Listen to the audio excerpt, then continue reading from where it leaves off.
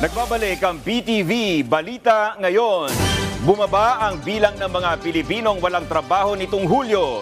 Base po yan sa Labor Force Survey ng PSA o Philippine Statistics Authority. Nasa 4.7% o katumbas ng 2.38 billion ang mga walang trabaho nitong July. Mas mababa ito sa 4.9% noong July 2023. Bahagyaring dumami ang mga may trabaho noong Hulyo. Batay din sa survey, nasa 95.3% ng labor force o yung mga kwalipikado ng magtrabaho ang may hanap buhay nitong July, katumbas ng 47.17 million. Mas mataas ito sa 96.1% o katumbas ng 44.56 million sa parehong panahon noong nakaraang taon.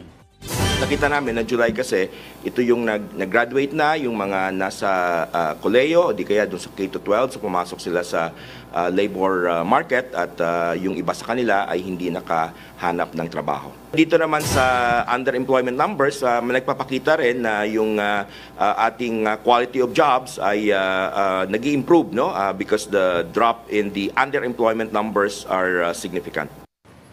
Tumaas pa ang kumpiyansa ng pamahalaan na maabot ang itinakdang target para sa Philippine Development Plan 2023 to 2028 pagdating sa trabaho para sa mga Pilipino.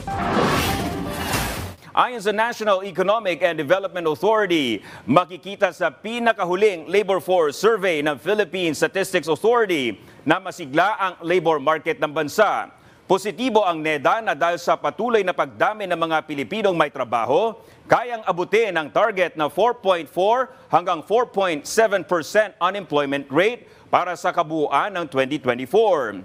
Tiniyak ng NEDA ang sama-samang pagsisikap ng buong pamahalaan para makaakit ng mas maraming investments na magbibigay ng mas maraming dekalidad na trabaho para sa mga Pilipino. At yan ang mga balita sa oras na ito. Para sa iba pang updates, i-like at i-follow kami sa aming mga social media account. Ako po si Dominic Albelor para sa Pambansang TV sa Bagong Pilipinas. Magandang tanghali!